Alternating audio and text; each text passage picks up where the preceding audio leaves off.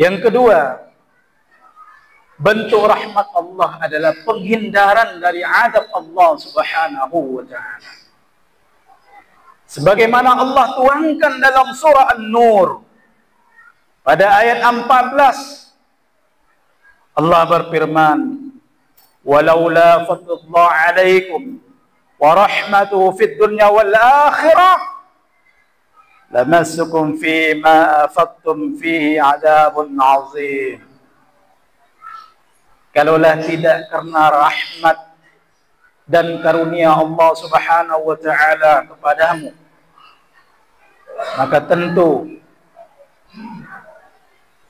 kamu sudah mendapatkan azab yang begitu besar dari Allah Subhanahu wa ta'ala disebabkan karena perbuatan kamu. Ayat ini terkait dengan peristiwa ifkun, peristiwa bohong dan fitnah yang disebarkan oleh kaum munafikun terhadap Sayyidah Aisyah, bahwa Sayyidah Aisyah ada bermain serong dengan Safwan bin Mu'attal. Jamaah Jumat yang dirahmati Allah Subhanahu wa ta'ala, tanpa terasa kita hampir berada di penghujung dari bulan Syawal.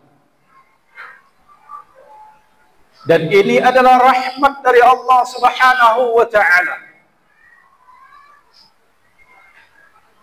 sehingga kita bisa hadir di rumah Allah yang mulia ini. Karena tanpa rahmat dari Allah Subhanahu wa ta'ala, maka sulit bagi kita untuk bisa memaksimalkan ketaatan kita kepada Allah Subhanahu wa ta'ala. Saudaraku jamaah Jumat yang dirahmati Allah, kalau kita lihat di dalam Al-Quranul Karim, maka kata rahmat ini terulang dalam berbagai bentuknya, baik dalam bentuk kata kerja ataupun fi'il, ataupun dalam bentuk kata benda maupun isim. Semuanya terulang sebanyak 338 kali. Secara khusus, kata rahmat itu diulang oleh Allah sebanyak 145 kali. Dan semuanya itu dikaitkan dengan Allah Subhanahu wa ta'ala sebagai pemberi rahmat dalam seluruh aspek kehidupan manusia dan seluruh alam. Sehingga Allah menegaskan dalam surah Al-A'raf pada ayat 156, wa rahmati wasi'at kulla syai', dan rahmatku kata Allah meliputi dari segala aspek seluruh alam, baik makhluk hidup maupun makhluk-makhluk yang lainnya yang ada di muka bumi ini.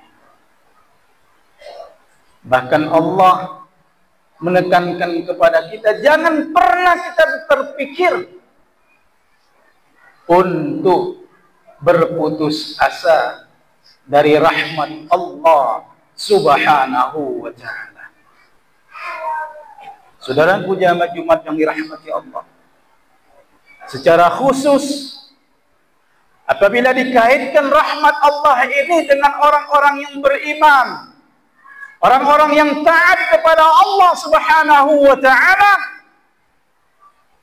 maka bentuk rahmat yang diberikan oleh Allah kepada orang-orang yang beriman dan taat kepada Allah itu paling tidak ada dalam 5 bentuk. Bentuk rahmat yang pertama adalah penghindaran dari golongan orang-orang yang merugi. Allah jauhkan kita dari orang-orang yang merugi.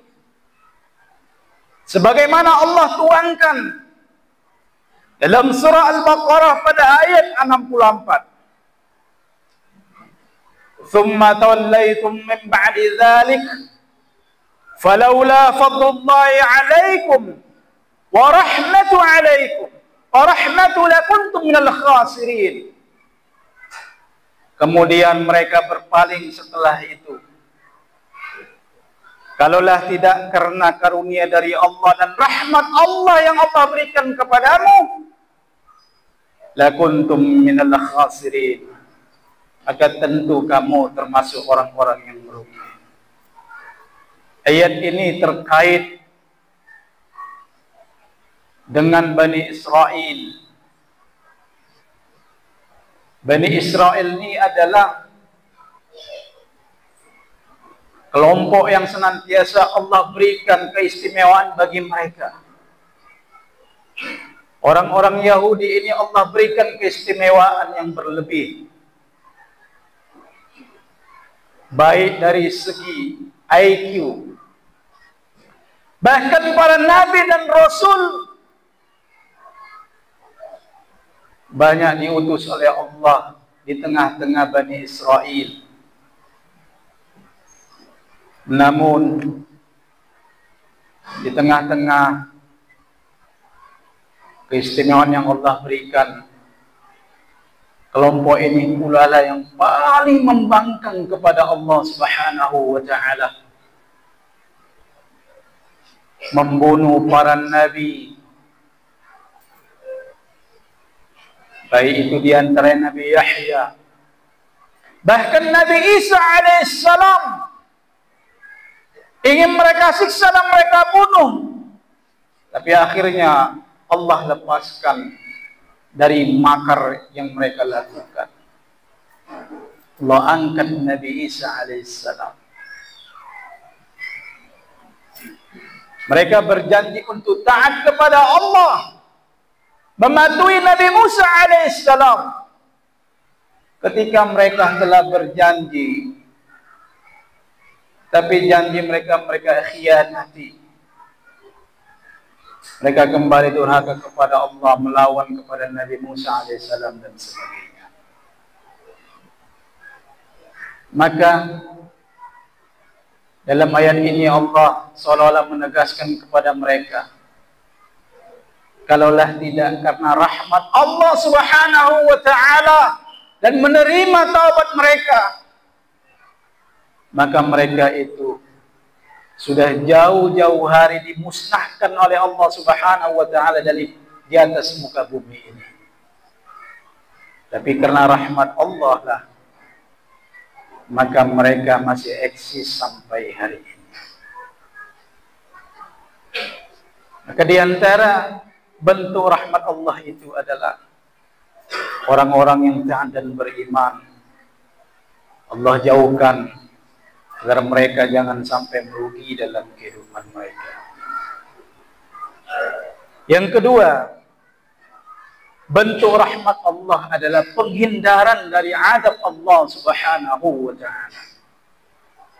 Sebagaimana Allah tuangkan dalam surah An-Nur pada ayat 14, Allah berfirman, "Walaula fadlullah 'alaikum wa rahmatuhu fid dunya wal akhirah lamassukum fima afadtum fihi 'adzabun 'azim." Kalaulah tidak karena rahmat dan karunia Allah Subhanahu wa ta'ala kepadamu, maka tentu kamu sudah mendapatkan azab yang begitu besar dari Allah Subhanahu wa ta'ala disebabkan karena perbuatan kamu. Ayat ini terkait dengan peristiwa ifkun, peristiwa bohong dan fitnah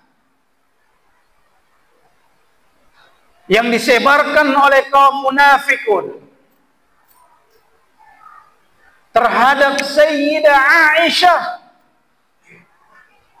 bahwa Sayyidah Aisyah ada bermain serong dengan Safwan bin Mu'attal.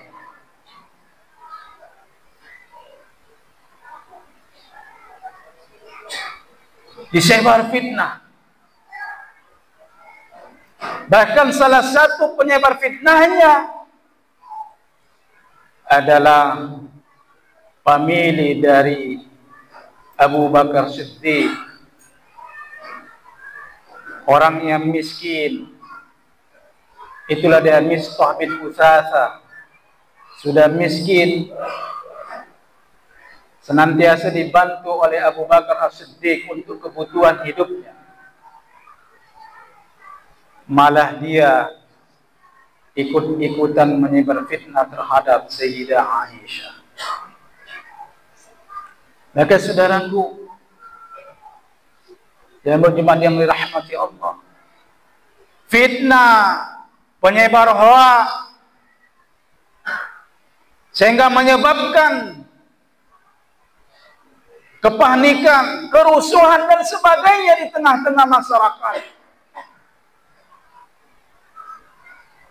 Pada hakikatnya itu bisa mendatangkan azab dari Allah Subhanahu wa Ta'ala. Tapi karena rahmat Allah Subhanahu wa Ta'ala, karena masih ada orang-orang yang taat dan beriman, dan mereka pun mau bertobat kepada Allah, akhirnya azab ini pun ditunda oleh Allah Subhanahu wa Ta'ala. Maka saudaraku jemaah-jemaah yang dirahmati Allah, bersyukur dan berterima kasihlah ahlu maksiat, para pelaku dosa, kepada orang-orang yang beriman yang senantiasa masih hadir di rumah Allah ini untuk sujud kepada Allah Subhanahu wa Ta'ala. Karena azab Allah itu tertunda disebabkan karena masih banyaknya orang-orang yang beriman ini yang memaksimalkan ketaatannya kepada Allah Subhanahu wa Ta'ala.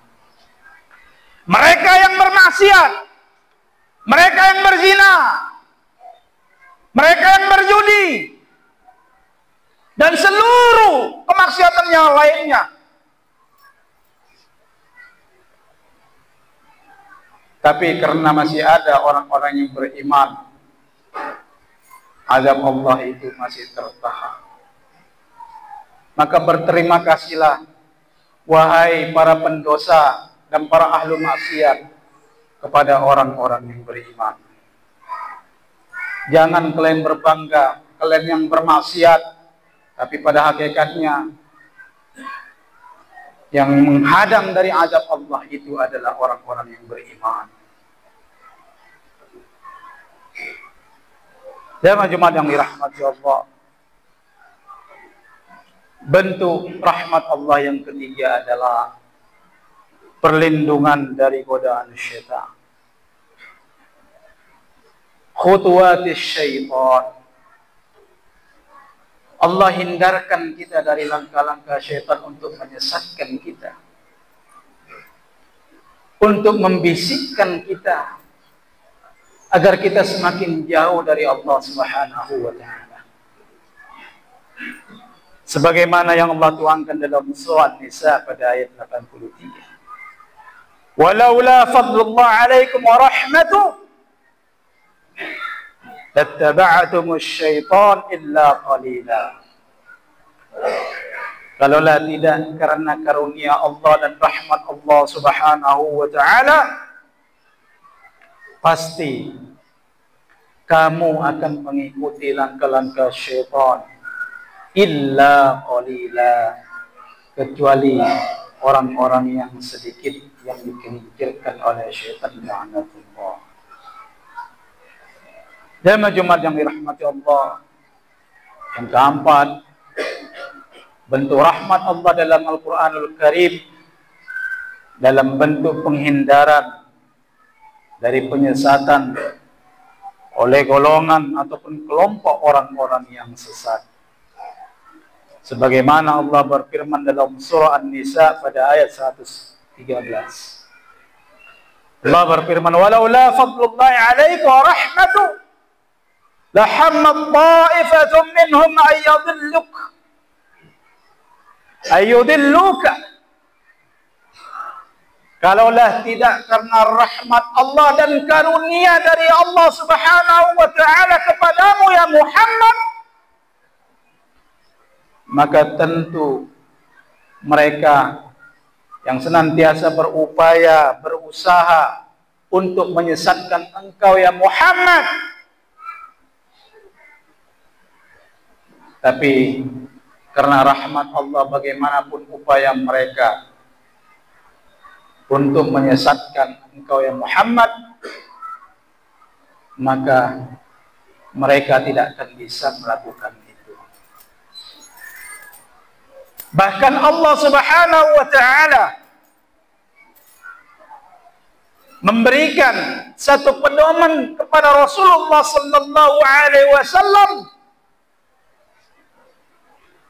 agar senantiasa berada dalam lingkaran wahyu Allah Subhanahu wa taala, sehingga apapun yang keluar dari lisan Rasulullah maupun seluruh aspek kehidupan Rasulullah itu semuanya dibimbing atas dasar wahyu. Wa ma yantiqu 'anil hawa in huwa illa wahyu yuha. Rasulullah itu dibimbing oleh Allah, sehingga ia bagaimanapun usaha orang untuk menyesatkan beliau, maka tidak akan bisa disesatkan. Begitu juga kita. Salah satu rahmat yang Allah berikan untuk seluruh alam adalah Al-Quran wal hikmah. Al-Quran dan sunnah Rasulullah sallallahu alaihi wasallam. Maka Al-Quran itu bagian dari rahmat Allah yang Allah berikan kepada kita agar kita tidak tersesat. Sebagaimana Rasulullah menekankan kepada kita, taraktu fikum amraini, kutinggalkan dua perkara kepadamu. Kalau kita memegang teguh keduanya dalam seluruh aspek kehidupan kita, maka lan tadillu abada, selamanya pasti kita tidak akan tersesat. Itulah bentuk rahmat Allah, yakni Al-Quran dan sunnah Rasulullah sallallahu alaihi wasallam. Jamaah Jumat yang dirahmati Allah, yang terakhir, bentuk rahmat Allah itu adalah pemberian keistimewaan dan ilmu laduni yang langsung dari Allah Subhanahu wa taala. Allah ilhamkan ke dalam kalbu seorang yang taat dan beriman pengetahuan itu langsung dari Allah Subhanahu wa taala. Sebagaimana yang Allah tuangkan dalam surah Al-Kahfi pada ayat 65, "Fawajada 'abdun min 'ibadina atainahu rahmah min 'indina wa 'allamnahu min ladunna 'ilma." Maka kamu akan mendapati salah seorang dari hambaku yang telah aku berikan kepadanya ilmu, yakni min ladunna ilma, ilmu yang Allah ilhamkan ke dalam kalbunya. Itulah yang disebut dengan ilmu laduni. Peristiwa ini terkait antara Nabi Musa dan Khidir.